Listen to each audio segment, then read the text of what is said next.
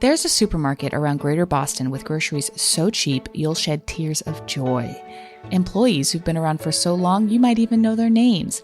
And profits so high it's been hailed as the most successful grocery chain in New England. This is not some mystical wonderland. This is Market Basket. Here at Market Basket, it's a place where you respect and honor and dignity is a way of life.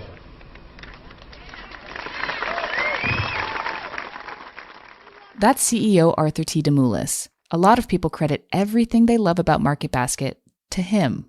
No one person holds a position of privilege, whether it's a full-timer or a part-timer, whether it's a stacker or a cashier or a grocery clerk or a truck driver or a warehouse selector, a store manager, a supervisor, a customer, a vendor, or a CEO. We are all equal. It's not hard to see why even his employees love him. Like this one. He used to always say we're in the people business, not the food business. People first, food second. Under Arthur T's leadership over nearly 2 decades, Market Basket has only continued to cement its status as an iconic New England institution. But now he's 70, and there are questions about who will take the helm when he leaves. 2 of the sisters have kids who work for the company. Arthur has 2 children who work for the company. And it's starting to come to a head about who will replace Arthur. And the fight over those questions has grown nasty. You see, the Market Basket board has suspended Arthur T. and fired 2 of his key allies in executive leadership. His supporters say the board is trying to push him out. And some people fear a succession-like boardroom battle could hit them where it hurts, in the shopping cart. The battle over Market Basket's future has mostly taken place behind closed boardroom doors, but the Boston Globe has been covering all angles of this story, especially one reporter. I'm Jon Chesto, business reporter for the Boston Globe, cover all things business in Greater Boston and all over New England. Jon's got great sources and the inside story you won't hear anywhere else. So hold on to your shopping cart and hear him tell everything you need to know about the drama unfolding at Market Basket's HQ. I'm Jasmine Aguilera, and this is The Globe.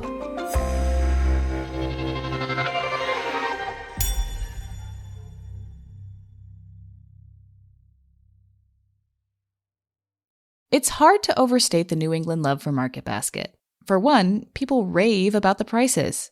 Because when the local chain touts the motto, more for your dollar, it means it. Is Market Basket really the cheapest grocery store in the Boston area? We went to 5 grocery stores. Market Basket? Last month, Globe reporter Dana Gerber and video producer Jenna Perlman tested the prices of a 10-item shopping list at 5 grocery stores in the Cambridge-Somerville area.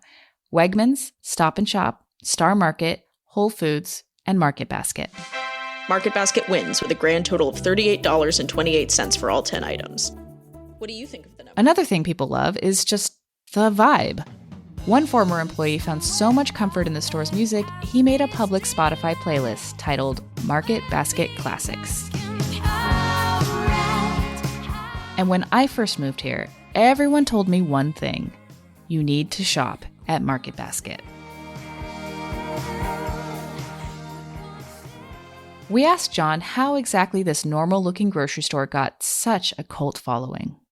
In New England, we tend to be very loyal about our brands that are still local, and Market Basket is one of them. It's very much a New England brand. There are other reasons why it gets fierce loyalty. The prices are great. It's basically the best price full-service supermarket chain in New England. Shoppers aren't the only ones who love Market Basket. Many employees love it too. They tend to have a certain uniform. You know, a lot of the men wear ties, and they're very proud of how many years they've worked for Market Basket. And some of that longevity is due to their generous retirement plan. They call it a profit sharing plan, but it's really a retirement plan, and their generous pay. They aren't a union shop in that no one there is represented by a labor union, but generally speaking, people are happy with the pay and benefits. It's a little old school, and I think most of us in New England appreciate the old school approach. Part of that is they're not trying to push you over to self-checkout counters. My local supermarket, whose name I will not mention here, really likes to get you over to the self-checkout. And that's fine if I'm buying one or two things, but it's not fine if I'm shopping for the family. At Market Basket, they're very proud of the fact that they provide that service. So Market Basket isn't just an affordable grocery store with a nostalgic vibe. It also treats its employees well. As many employees see it, Arthur T. Demoulas, who they affectionately call RDT, is the main reason why this culture exists. He's known for helping out if you have a sick family member, knowing everybody's names when he walks the store floor, and that makes a difference to people. And newcomers may not know that Arthur T's ties to Market Basket go way back. The story of Market Basket begins more than a century ago when a husband and wife couple immigrate from Greece to Lowell, Massachusetts. In 1917, they open a small meat shop. Two of their sons later joined to help, buying the business from their parents in 1954. The family is growing. Both first-generation Demoulas brothers have a son named Arthur, one named Arthur T. Demoulas, the other named Arthur S. Demoulas. Two cousins, named Arthur, working in the family business. And boy, is that family business growing. By 1964, they have 6 locations, including one in New Hampshire. When Arthur S.'s dad suddenly passes away in 1971, Arthur T.'s dad takes control. Soon, Arthur T. joins the board, but a rift forms between the two sides of the family, Arthur S.'s side and Arthur T.'s side. And they spend the 1990s embroiled in nasty legal battles, with Arthur S.'s side accusing Arthur T.'s side of diverting company assets to their own side of the family. The battles leave Arthur S.'s side with a controlling stake in the company. And yet, in 2008, it's Arthur T. who's appointed CEO when a board member on Arthur S.'s side, unhappy with Arthur S., votes with Arthur T. And Arthur T. takes over in the middle of a crisis. Who are Fannie Mae and Freddie Mac? Well, they're two huge companies chartered by the government to make mortgage money available to people who want to buy homes. The collapse of the mortgage market and the housing market with it put Fannie and Freddie on the brink of going belly up. If they did, it would be 1929. But now with housing values plunging, they're in danger of running out of money. The very thought of that shook up Wall Street today. The Dow posted a triple-digit loss. Market Basket is hammered in the 2008 subprime mortgage meltdown, losing $46 million from the profit-sharing plan that they'd invested in Fannie Mae and Freddie Mac. A 2011 lawsuit filed by Arthur S.'s side accused Arthur T.'s side of playing a big role in the investments. On top of that, Arthur T. convinces the board to replace the money in the plan. Arthur S. doesn't like this. He also accuses Arthur T. of self-dealing with firms he has personal ties to, though an independent investigator finds no significant wrongdoing by Arthur T. All this drama doesn't seem to change the opinions of loyal employees. This all comes to a head in 2014, after the board member who voted Arthur T. into the CEO position has switched sides. Again. In 2014, Arthur T. Demoulas warred with his cousin. His cousin had the majority control and pushed Arthur T. out, replaced him with 2 traditional co-CEOs from like the corporate world. And there were concerns that maybe it would be sold, concerns that, they're going to try to take more money for distributions to the shareholders, the family members, and that would hurt the ability to keep prices low. Employees loyal to Arthur T. were unhappy with the appointment of these 2 new CEOs. They took action outside the Chelsea Market Basket the very next day. Now, hundreds of employees showed up today in Chelsea, Massachusetts, all of them rallying to support for ousted Market Basket president Arthur T. Demoulas. And that was soon followed by a 6-week work stoppage. I can always find new jobs. I'll go work at a gas station if I have to. Warehouses backed up, shelves went empty, everything ground to a halt. I wanted to hear RDT! And so everyone kind of rose up and fought back. It became emblematic of this fight against corporate greed. Family values that RDT has instilled on everybody, and the stories that the employees have about the personalness of him. That's what's wrong with corporate America. They don't see that. RDT and his employees represented that fight. Remember, his employees were risking their jobs. I'll never forget seeing these big stuffed giraffes. It became a symbol of that fight because the giraffe essentially symbolized being willing to stick your neck out for what you believe in. Employees weren't the only ones who stood up for Arthur T. Shoppers were on his side too. Shoppers would proudly go to competing supermarkets and tape the receipts on the windows. The people that weren't customers before, they want to be a part of this. Why wouldn't you? Who shows this kind of loyalty to a supermarket? The company really suffered. Company-wide sales are down 95% over the course of 3 weeks. It wasn't even clear whether we would survive that. One analyst estimates that Market Basket is losing about $10 million a day because of these protests. Another major rally is expected tomorrow, and organizers are expecting more than 10,000 people.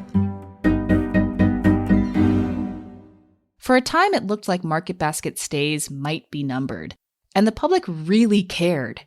Even Massachusetts Governor Deval Patrick urged the board to get it together. In a strongly worded letter to the board, Governor Patrick says that although he's not choosing sides, by any measure, the disruption that followed your recent change in CEO has gotten out of hand. Eventually, the new co-CEOs and the board capitulated. And Arthur T. Demoulas, with his three sisters, working together, they were able to borrow $1.6 billion and buy out their cousin's side of the business and therefore gain full control and continue the benefits that many employees thought were at risk. So Arthur T. won the 2014 Battle of Market Basket. He also won the public relations battle. Here he is climbing atop a podium in Tewksbury to address employees after cementing the deal. It's great to be back together again.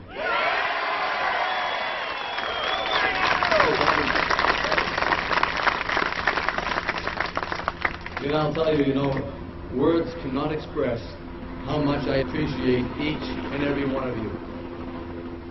And words cannot express how much I miss you. And words cannot express how much I love you.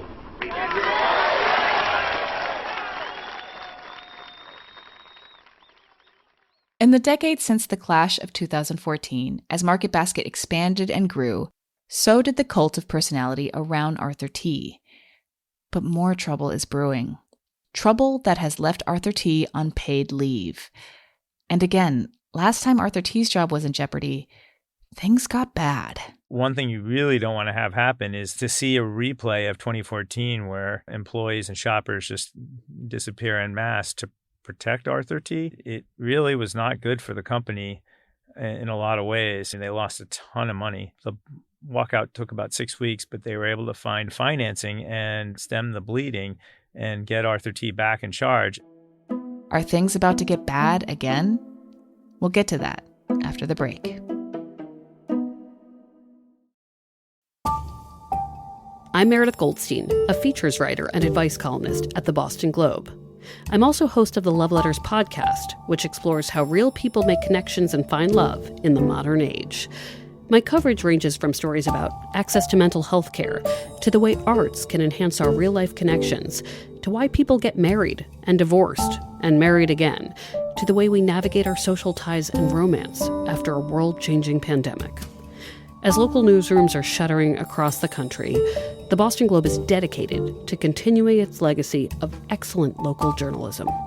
I'm dedicated to helping readers and listeners figure out how to stay happy, healthy, and connected, and combat loneliness, one of our greatest threats. If you believe in the power of journalism to inspire a different future and create real impact, consider subscribing to the Boston Globe, the best money you'll ever spend. There's a link in the show notes. Welcome back. We told you about Market Basket's history. We told you about the clash of 2014 when Arthur T nearly lost his job, but emerged victorious after walkouts and boycotts nearly brought the company to its knees. But now Arthur T is in the center of another battle in the boardroom. A major sticking point in this latest drama? Succession. And no, I'm not kidding. This time, it's him versus his sisters, Glorianne, Karen, and Frances. Remember, it was those sisters who sided with Arthur T in 2014, helping him take over the company. The takeover left Arthur T's sisters with a combined 60% ownership of the company, while Arthur T owns 28%. Now, a rift has grown between the siblings. He's 70 years old. He thinks he'll be running it for a while, but many people are already retired at the age of 70, and he's supposedly still going strong, but you can't blame the board for saying, we really need a good succession plan here. The succession issue came up in the boardroom last August, and again this January. It can be hard to decipher exactly what's going on, but Jon has been working his sources to find out. Arthur T supporters say the sisters and the board are preparing to cash out to corporate interests. The sisters and the board say Arthur T has led with a lack of transparency and a dictatorial style that has made it hard to plan for the future of the company. Now the drama is heating up. For example, the board secretary alleged that a board member loyal to the sisters changed meeting minutes to make it look as though Arthur T only wants his own kids to take over the company. Meanwhile, the board accused Arthur T of secretly plotting another work stoppage, like the one that saved his job in 2014. 3 of the 4 board members formed an executive committee, and that executive committee voted to put Arthur T. Demoulas and several of his lieutenants out on paid administrative leave while they investigated rumors that they were potentially working or gathering steam for a work stoppage to protect Arthur's job, because Arthur is sort of on the outs now with the board members and with his sisters, who control the majority of the company. In late May, the board placed him and his 2 kids in the company on paid leave, along with 2 of his executives, Joe Schmidt, Director of Operations, and Tom Gordon, Grocery Director. In late July, the board fired those 2 executives. Arthur T. Demoulas calls it a hostile takeover. More than a decade ago, employees put their livelihoods on the line to defend him. The question tonight, are they willing to do it again? It's unclear, because something feels different this time. Privately, some still worry what direction the company will take if it loses Arthur T. And the mayor of Methuen has weighed in, publicly. Mayor David Beauregard sent a letter to the board of directors yesterday, urging them to reinstate the company's CEO and saying the stores are, quote, too important to be treated like some corporate chessboard. But so far, there are no big walkouts or boycotts, no competitor receipts taped to Market Basket windows. Maybe it's a reflection of the state of the economy, that people are just focused on meeting their day-to-day needs in the most affordable way possible. There's a whole new generation of shoppers probably shop in Market Basket and don't know who the CEO is and don't even know that this is going on. So they'll continue to shop as long as the prices are good and the service is good. Maybe it's a reflection of the more muddled signals the conflict is sending this time around. Maybe the sisters have a point. It's a little hard to paint the sisters as sort of emblematic of corporate greed. I don't necessarily feel that way, and I don't think it's as clear-cut as that, although many employees and shoppers have said that. This time, there are other important issues at the table, like budget transparency and oversight. And it probably makes sense that the sisters and the board are trying to get more oversight into everything, and that they're trying to do it right now. He's not going to run it forever. I can't pretend to know why this fracture occurred, but I mean, this is just my speculation. If my wealth is wrapped up in this company, we're talking a company worth billions of dollars, and I go to my professional advisor, they're going to want a lot more information about where this wealth is coming from, a lot more detail about the budgets and the spending and long-term plan. In short, things are not quite the same as in 2014. Meanwhile, the drama continues to grow. On August 11th, the sisters and the board side accused Arthur T's side of orchestrating a PR campaign to turn public opinion against them. Arthur T's side denies doing anything of the sort. The lawyer for the board wrote to Arthur T. Demoulas' lawyer saying, your side has stepped over the line.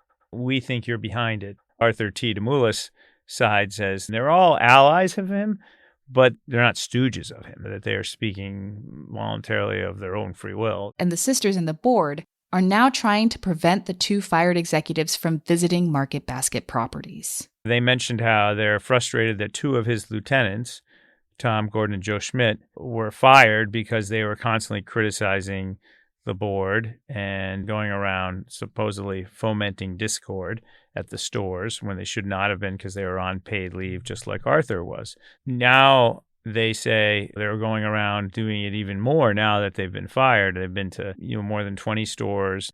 So the board filed a lawsuit in Middlesex Superior Court and said, we want a temporary restraining order to keep these two men off Market Basket properties, which is a pretty extreme step in my mind. By doing that, they all but ensured that tensions are going to be ratcheted up more. A judge ended up approving the restraining order against the two men.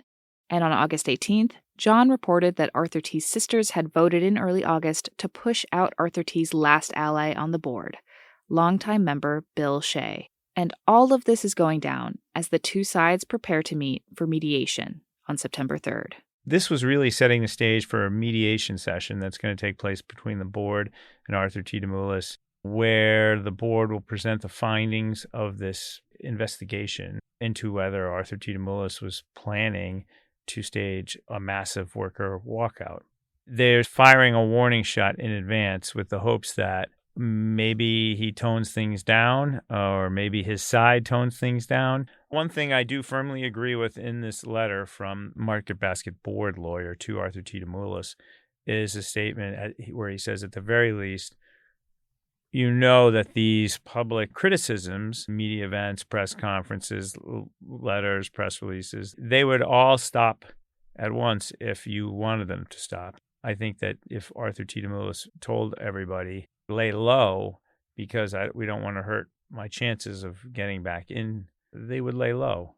The board is saying, well, you're hurting any opportunity of it being resolved to your satisfaction the more that your allies criticize us. It's uncertain what this means for RDT. Maybe his days as CEO are behind us. I think it's at least more than 50% likely that the board will, in fact, move to remove Arthur T. Demoulas as CEO. But I wouldn't rule out that they reach some sort of agreement and they keep him on because personally, I think that would be better for the supermarket chain's future because the employees really want it and because he has proven himself to be a successful grocer. If he gets removed, then they have to come up with a new plan. I mean, he'll still be an owner, but how do they replace him?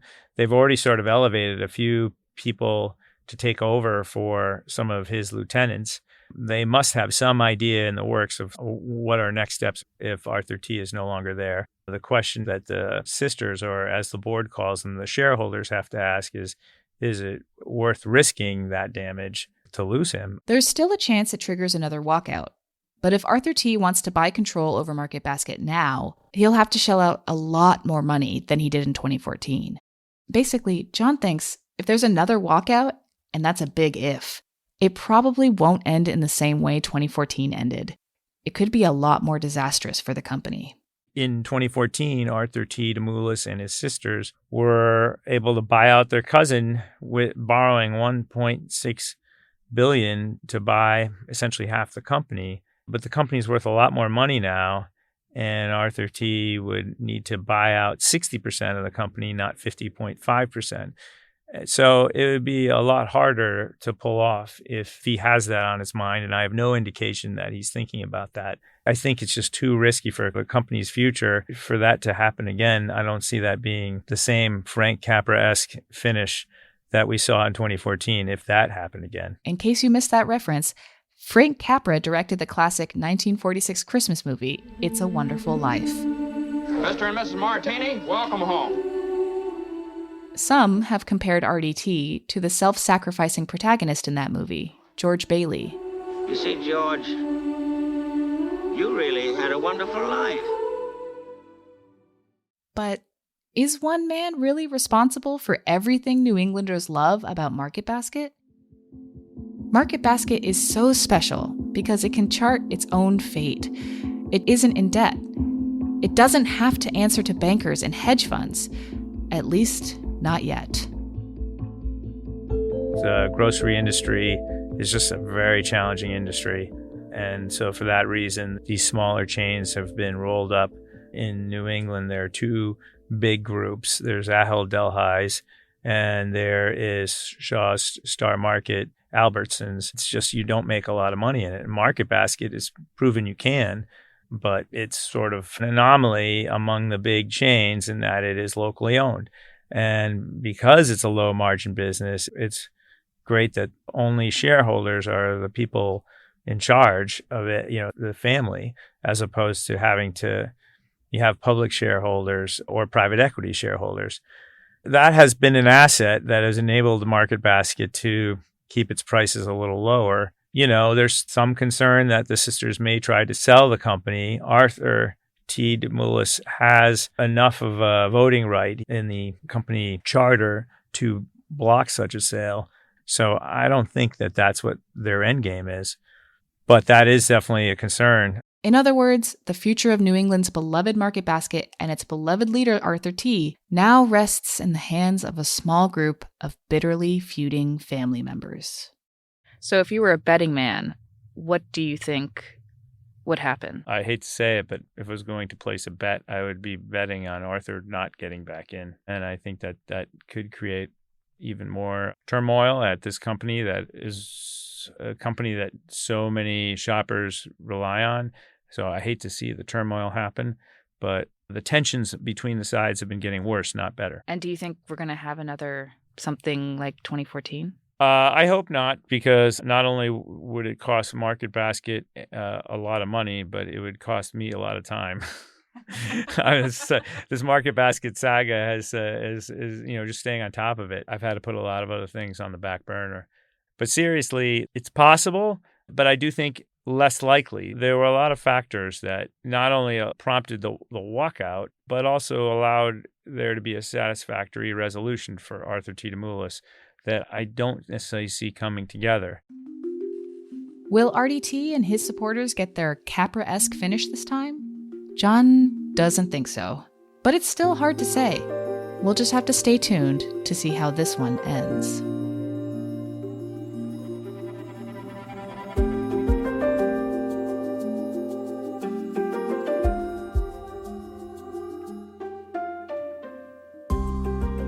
This episode was written and produced by Ann Lee. Sound designed by Ann Lee and Jasmine Aguilera.